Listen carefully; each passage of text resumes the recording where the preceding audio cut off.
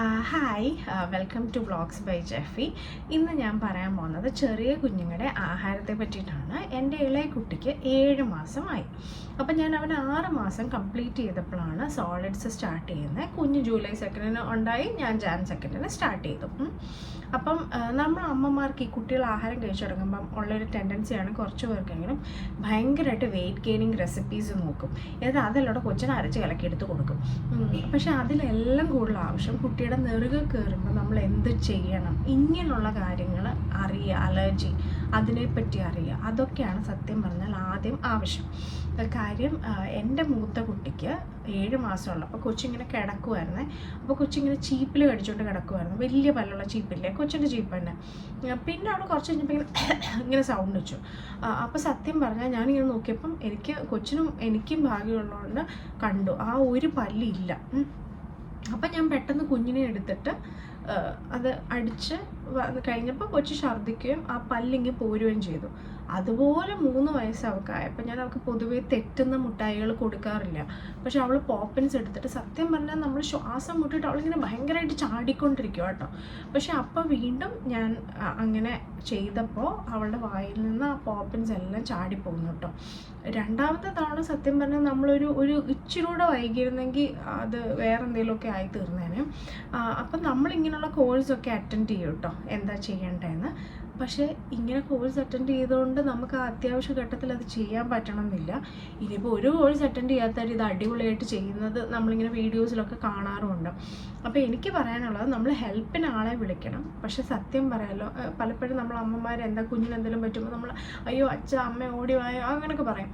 പക്ഷേ നമ്മൾ അത് ആ സിറ്റുവേഷനാണ് കേട്ടോ, ഞാൻ അങ്ങനെ വിലയിരുത്തുമല്ല, ആ ഒരു സിറ്റുവേഷനാണ്. ഞാനിപ്പോൾ ഈ ആഹാരത്തെ പറ്റി പറഞ്ഞാണ്. ഈ ആഹാരം നിറയെ കയറിയിട്ടെന്ന് വെച്ചാൽ നമുക്ക് ആൾക്കാരെ വിളിച്ചു കൂട്ടാനുള്ള ഒരു സമയമൊന്നുമില്ല.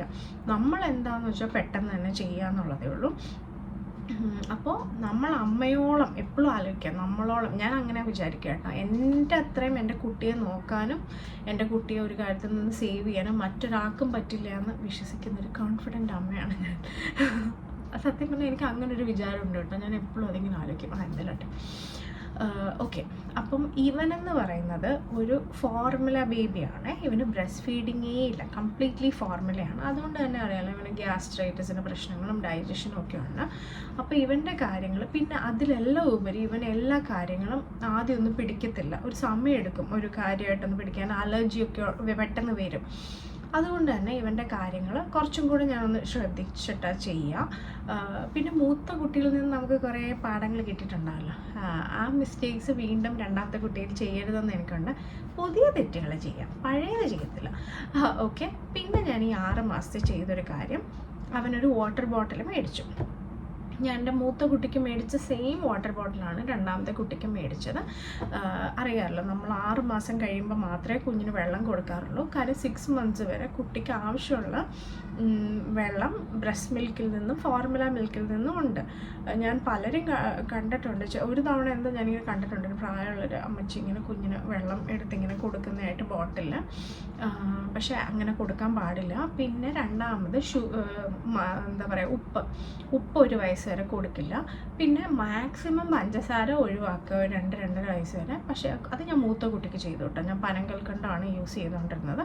അല്ലെങ്കിൽ നമ്മൾ ശർക്കര ഉപയോഗിക്കാം. ഇതെനിക്കറിയാം, നമ്മളിപ്പോൾ ഒരു ഫാമിലി ജീവിക്കുമ്പോൾ പലപ്പോഴും നമുക്ക് ഇൻസ്റ്റാഗ്രാമിലൊക്കെ നമ്മളൊരു അമ്മമാർ പറയുന്നത് കാണുമല്ലോ, പലപ്പോഴും നമുക്കത് ബുദ്ധിമുട്ടാണ്. കാര്യം പലരും നമ്മുടെ അടുത്ത് പറയും, അയ്യോ എൻ്റെ കൊച്ചിനെ ഞാൻ അങ്ങനെ വളർത്തി, അല്ല എൻ്റെ അമ്മാവൻ്റെ മൂക്ക് ദേ അതിങ്ങനെ ഇട്ട് കൊടുക്കുന്നു, എൻ്റെ അമ്മാവി അങ്ങനെയൊക്കെ അമ്മാവി എന്നാണ് ഞാൻ ഉദ്ദേശിച്ചത്, അമ്മാവിയുടെ മൂക്ക് അങ്ങനെ ഇട്ട് കൊടുക്കുന്നു, അങ്ങനെയൊക്കെ പലരും ചെയ്തിട്ടുണ്ടാവും. പക്ഷെ ഇപ്പം എൻ്റെ കുട്ടിക്ക് ബെസ്റ്റ് എന്തുവാന്ന് അറിയുന്നത് എനിക്കാണ്.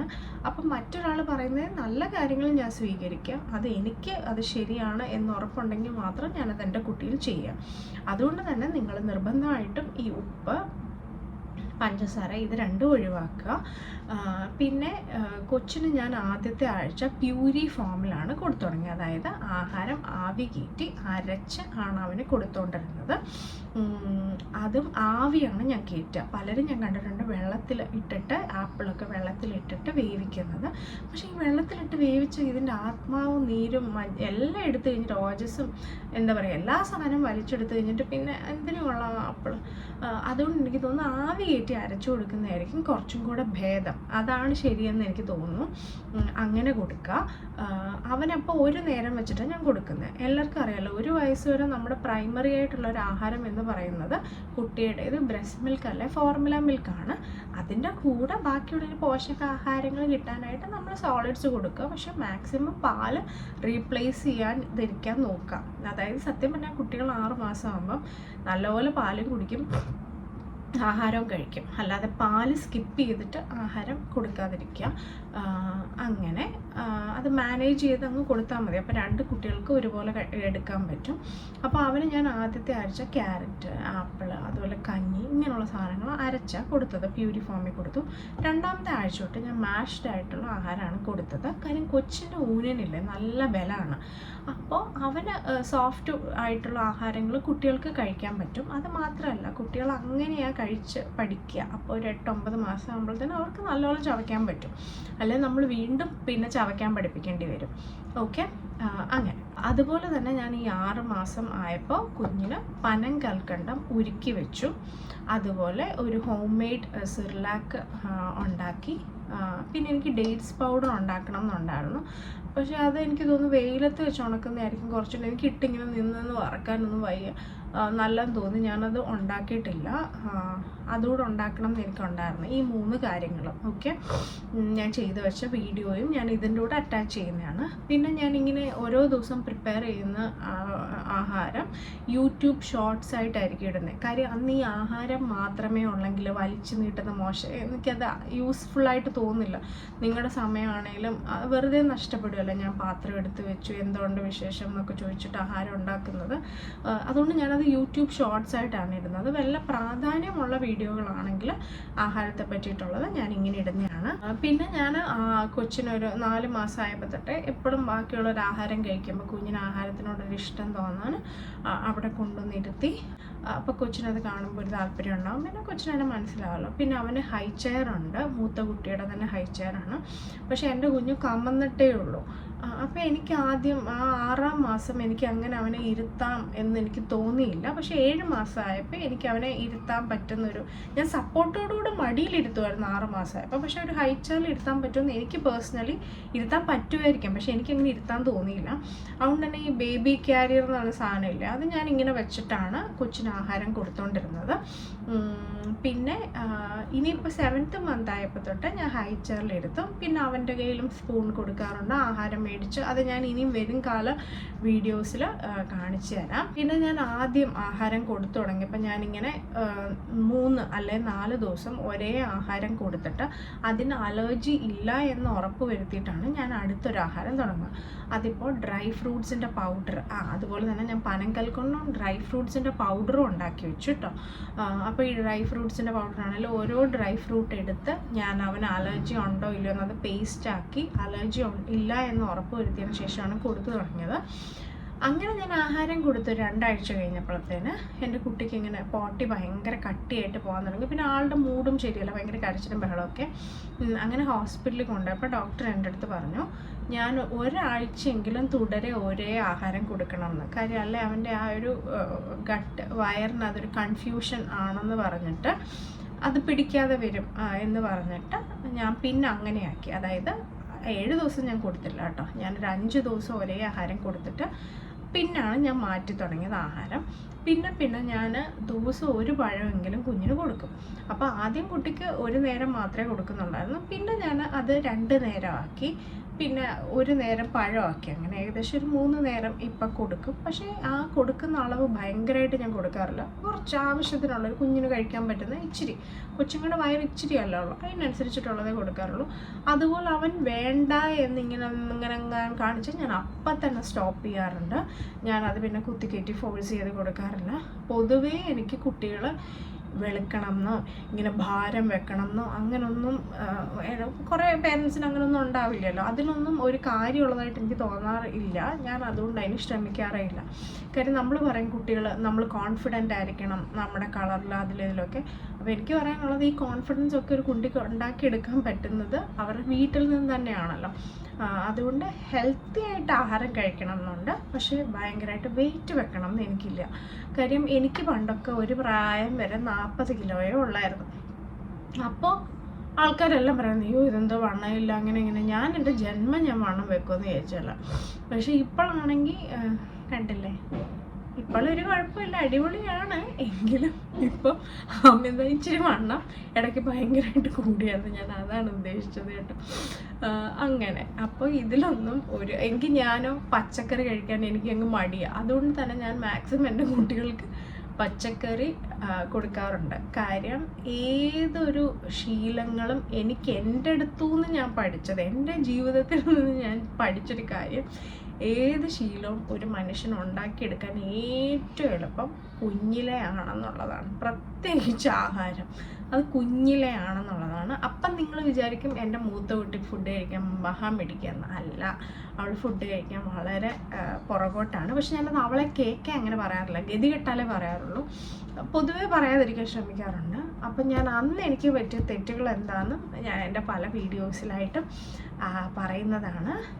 ഞാൻ ഇനി എന്തെങ്കിലുമൊക്കെ ഒരു പോയിൻറ്റ്സ് മിസ് ഔട്ട് ആയിട്ടുണ്ടെങ്കിൽ ഞാൻ ഇനിയും ആഹാരത്തിനെ പറ്റിയിട്ട് ഇടുന്ന വീഡിയോസിൽ അതൊക്കെ കാണിക്കുന്നതാണ്. പിന്നെ വേറൊരു കാര്യം, എനിക്ക് എന്ത് സംശയങ്ങളുണ്ടെങ്കിലും ഞാൻ എൻ്റെ ഡോക്ടറിൻ്റെ അടുത്ത്, കുഞ്ഞിൻ്റെ ഏത് ഡോക്ടറിനെയാണോ കാണിക്കുന്നത് അവരുടെ അടുത്ത് ചോദിച്ചിട്ടേ ഞാൻ ചെയ്യാറുള്ളൂ. എന്ന് വെച്ചാൽ ഇൻസ്റ്റഗ്രാം, യൂട്യൂബ് അതുപോലുള്ള പല വീഡിയോസും കാണാറുണ്ട്. പക്ഷെ അതിൽ എനിക്ക് കറക്റ്റ് ശരിയെന്ന് തോന്നുന്നത് എടുക്കും. പിന്നെ ഡൗട്ട് ഉണ്ടെങ്കിൽ ഞാൻ ഡോക്ടറിനെ കുഞ്ഞിനെ കാണിക്കാൻ പോകുമ്പോൾ ചോദിച്ചിട്ടേ ചെയ്യാറുള്ളൂ. നമ്മൾ സമൂഹത്തിൽ എന്ത് കാര്യം ചെയ്യുമ്പോഴും ആൾക്കാരിങ്ങനെ പറയും, ആ പെണ്ണിങ്ങനെ ചെയ്യുന്നുള്ളൂ, നമ്മൾക്കറിയാമല്ലോ അങ്ങനെയൊക്കെ പറയും. പക്ഷേ പണ്ടത്തെ കാലമല്ല ഇന്ന്. പണ്ട് ഇത്രയും അസുഖങ്ങളില്ലായിരുന്നു. പണ്ടത്തെ ആഹാര രീതികളും നല്ലതായിരുന്നു. അങ്ങനെയല്ലേ, കാലം മാറുമല്ലേ. അപ്പോൾ കാലം മാറുന്നത് പോലെ നമ്മുടെ വളർത്തു രീതികളും മാറണമല്ലോ. അപ്പോൾ ആഹാരം കൊടുക്കുന്ന രീതിയും എല്ലാം മാറണമല്ലോ. അതുകൊണ്ടാണ് നിങ്ങൾക്ക് എന്ത് സംശയം ഉണ്ടെങ്കിലും ഡോക്ടറിൻ്റെ അടുത്ത് ചോദിക്കാം. പിന്നെ ഡ്രൈ ഫ്രൂട്ട്സിൻ്റെ പൗഡർ എൻ്റെ എപ്പോഴും കുഴഞ്ഞായിരിക്കുന്നത്. അപ്പോൾ അതിന് ആൾക്കാർ പറയാറുണ്ട് അതിങ്ങനെ 30 സെക്കൻഡ്സിൽ കൂടുതൽ മിക്സി അടുപ്പിക്കരുത്. അതായത് മിക്സി ഒരു 30 സെക്കൻഡ് അരിച്ചിട്ട് ആ അരിച്ചെന്ന് കട്ടിയായിട്ട് ഇങ്ങനെ വലിയ സാധനങ്ങൾ വലിയ പീസ് എടുത്തിട്ട് വീണ്ടും അടിക്കുക. സത്യം പറയല്ലേ, എനിക്കാണെങ്കിൽ അത്ര സമയമില്ലായിരുന്നു. അതുകൊണ്ട് ഞാൻ കഴിഞ്ഞ കൊച്ചിനും ചെയ്തത് എങ്ങനെയാണെന്ന് വെച്ചാൽ, അതായത് എൻ്റെ മൂത്ത കുട്ടിക്ക് ചെയ്തത് എങ്ങനെയാണെന്ന് വെച്ചാൽ, ഞാൻ വെച്ച് നല്ലപോലെ അടിച്ചിട്ട് അതൊരു ക്രീമി ആയിട്ടാണ് കിട്ടുന്നത്. പക്ഷെ സത്യം പറയല്ല, രുചിയുണ്ട് കേട്ടോ. പ്രത്യേകിച്ച് റാഗിയിലൊക്കെ ഇടുമ്പോൾ രുചിയുണ്ട്. അതുപോലെ വേറൊരു കാര്യം, റാഗി ഞാനിങ്ങനെ കിട്ടിയ റാഗി വീട്ടിൽ നിന്ന് കഴുകി അവർ ഉണക്കിയിട്ട് തരും. ഞാനത് പൊടിച്ചിട്ടില്ല. ഞാൻ അല്ലാതെ തലേദിവസം വെള്ളത്തിലിട്ട് വെച്ച് നമ്മൾ എടുക്കില്ലേ മാവ്, അത് ഞാൻ എൻ്റെ വീഡിയോസിൽ കാണിക്കാം. അങ്ങനെയാണ് ഞാൻ റാഗി ചെയ്യുന്നത്. പക്ഷെ ബനാന പൗഡർ വീട്ടിൽ നിന്ന് ഉണക്കി പൊടിച്ച് എനിക്ക് തന്നു. പിന്നെ കുഞ്ഞിന് അതുപോലെ തന്നെ വേറെ പാത്രം വെച്ചിട്ടുണ്ട്. അതുപോലെ പാത്രം കഴുകുന്ന സാധനമില്ലേ, ബ്രഷും പാത്രം കഴുകുന്ന ആ സാധനവും കൊച്ചിന് വേറെ ഉണ്ട്. പിന്നെ കുട്ടിക്ക് വാട്ടർ ബോട്ടിൽ മേടിക്കുന്ന കാര്യം ഞാൻ പറഞ്ഞല്ലോ. അപ്പം ഞാൻ ഫസ്റ്റ് 6th മന്തിൽ കുട്ടിക്ക് ബോട്ടിൽ മേടിക്കുമ്പോൾ അവന് 2 കൈയും കൊണ്ടും പിടിച്ച് കുടിക്കാൻ പറ്റുന്ന ബോട്ടിലാണ് ഞാൻ മേടിക്കുക. അപ്പം അവൻ എന്തെങ്കിലും വഴക്കൊക്കെ ഇടുകയാണെങ്കിൽ എനിക്ക് ആ ബോട്ടിൽ കൊടുക്കുമ്പോൾ അവൻ കുറച്ച് നേരം അതിൽ എൻഗേജ്ഡ് ആയിട്ട് അങ്ങ് ഇരുന്നോളുമല്ലോ. പിന്നെ സിപ്പർ ബോട്ടിലല്ല ഞാൻ മേടിക്കുക. ഞാൻ എപ്പോഴും സിപ്പർ ബോട്ടിൽ ഒരു 8 months ആയിട്ടേ മേടിക്കാറുള്ളൂ. 6th മന്തിൽ ഞാൻ ഒരു സ്പൗട്ട് കപ്പ് എന്ന് പറഞ്ഞിട്ടൊരു കപ്പാണ് മൂത്ത കുട്ടിക്കും ഫിലിപ്സിൻ്റെയാണ് മേടിച്ചത്. അതിൻ്റെ ലിങ്ക് ഞാൻ അറ്റാച്ച് ചെയ്യാം. പിന്നെ ഞാൻ അതുപോലെ പറഞ്ഞല്ലോ, ആഹാരം കുട്ടിക്ക് കുറച്ചൊക്കെ കഴിക്കാൻ പറ്റുന്ന, അപ്പോൾ അതെപ്പോഴും സോഫ്റ്റായിട്ടുള്ള ആഹാരം വേണം കൊടുക്കാൻ. പിന്നെ അതുപോലെ തന്നെ കുട്ടിയുടെ തൊണ്ടയിൽ പോകുന്ന മാതിരി മുഴുവനായിട്ടുള്ളൊരു മുന്തിരിങ്ങ അങ്ങനെയൊക്കെ നമ്മൾ കൊടുക്കാനേ പാടില്ല. പിന്നെ അതുപോലെ നട്ട്സ്, അതായത് കുട്ടികളുടെ നെറുകെ കയറരുത്. ഒരു പ്രായം കഴിയുമ്പോൾ, ഇപ്പം ഞാൻ ഈ പറഞ്ഞത് 6th മന്തിൻ്റെ കാര്യമാണ്. പിന്നെ അടുത്തൊരു സ്റ്റേജ് എത്തുമ്പോൾ ഞാൻ അത് പറയാം. കുഞ്ഞിന് ഞാൻ പനം കൽക്കണ്ടത്തിൻ്റെ സിറപ്പ് ഉണ്ടാക്കാൻ വേണ്ടിയിട്ട് പോവുകയാണ്. എനിക്ക് ഈ സംഭവം വളരെ എളുപ്പമായിട്ട് തോന്നി. എനിക്ക് നേരം കിട്ടുമ്പോൾ ഞാൻ സിറപ്പ് ഉണ്ടാക്കി വെക്കും. പിന്നെ കുഞ്ഞിന് റാഗിയോ അതല്ല ബനാന പൗഡറോ അല്ലെങ്കിൽ മറ്റെന്തെങ്കിലും ഉണ്ടാക്കുമ്പോൾ ഈ സിറപ്പ് ഒന്ന് ആഡ് ചെയ്ത് കൊടുത്താൽ മതിയല്ലോ. അല്ലാതെ ഈ കൽക്കണ്ട അലിയുന്നത് വരെ വെയിറ്റ് ചെയ്യേണ്ട കാര്യമില്ലല്ലോ. ഇതിനായിട്ട് ഞാൻ ചൂടുവെള്ളം എടുത്തു. വെള്ളം തിളച്ച് കഴിഞ്ഞപ്പോൾ കൽക്കണ്ട അതിലേക്ക് ഇട്ടു. അത് അലിഞ്ഞ് കഴിയുമ്പോൾ ഞാനൊരു അരിപ്പയിൽ അതിൻ്റെ അഴുക്കൊക്കെ അരിച്ചെടുത്തു. എന്നിട്ട് ഒരു കുപ്പിയിലാക്കി ഫ്രിഡ്ജിൽ വെച്ചു. ആവശ്യമുള്ളപ്പം ഞാനതെടുത്ത് ഉപയോഗിക്കും. ഞാൻ അവന് അങ്ങനെ എപ്പോഴും റാഗിയും ബനാന പൗഡറും കൊടുക്കാറില്ല. അവനത് കുറച്ച് പോട്ടി ടൈറ്റായിട്ട് പോകുന്നു എന്ന് തോന്നിയുകൊണ്ട് ഞാനത് എപ്പോഴും കൊടുക്കാറില്ല. പിന്നെ ഞാൻ അടുത്തതായിട്ടുണ്ടാക്കിയത് ഹോം മെയ്ഡ് സിർലാക്കാണ്. അപ്പം ഞാൻ പലപ്പോഴും കണ്ടിട്ടുണ്ട് വീഡിയോസിൽ ഓരോരുത്തർ അരി, പരിപ്പ് ഇങ്ങനെയുള്ള സാധനങ്ങൾ ഇടുന്നതായിട്ട്. പക്ഷേ എനിക്ക് തോന്നിയ കാര്യം, ഈ സിർലാക്ക് എന്ന് പറയുമ്പോൾ നമ്മൾ യാത്ര ചെയ്യുമ്പോൾ നമുക്ക് എളുപ്പത്തിന് വേണ്ടിയിട്ട് ഒരു 2 മിനിറ്റ് ചൂടുവെള്ളത്തിലിട്ട് ഇളക്കുമ്പോൾ വേകുന്നൊരു സാധനമായിരിക്കണമല്ലോ. അപ്പോൾ ഈ അരി, പരിപ്പ് ഇതൊക്കെ അങ്ങനെ വേകുമെന്ന് എനിക്ക് തോന്നിയില്ല.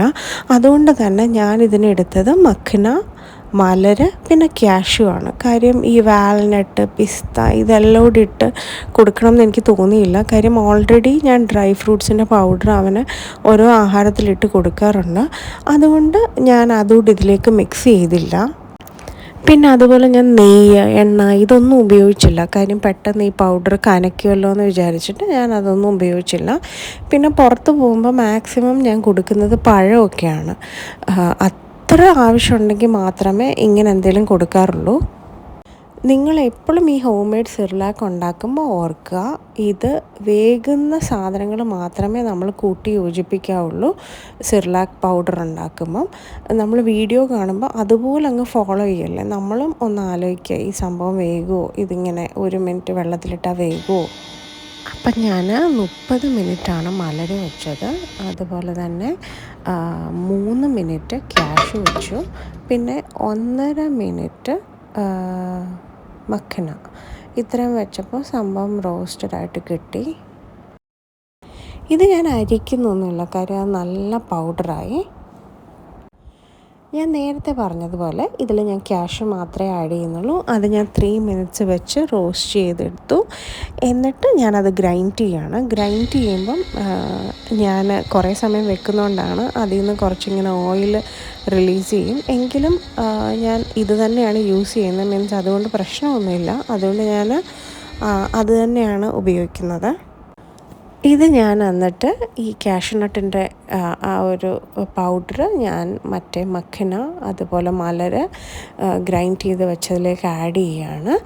ഇത് ഞാനൊരു 2 വീക്സിനൊക്കെ യൂസ് ചെയ്യുള്ളൂ. ഇത് ഞാൻ ഫ്രിഡ്ജിൻ്റെ അകത്തിലായിരിക്കും വെക്കുക. പുറത്ത് പോകുമ്പോൾ മാത്രം ആവശ്യത്തിനനുസരിച്ച് എടുക്കും.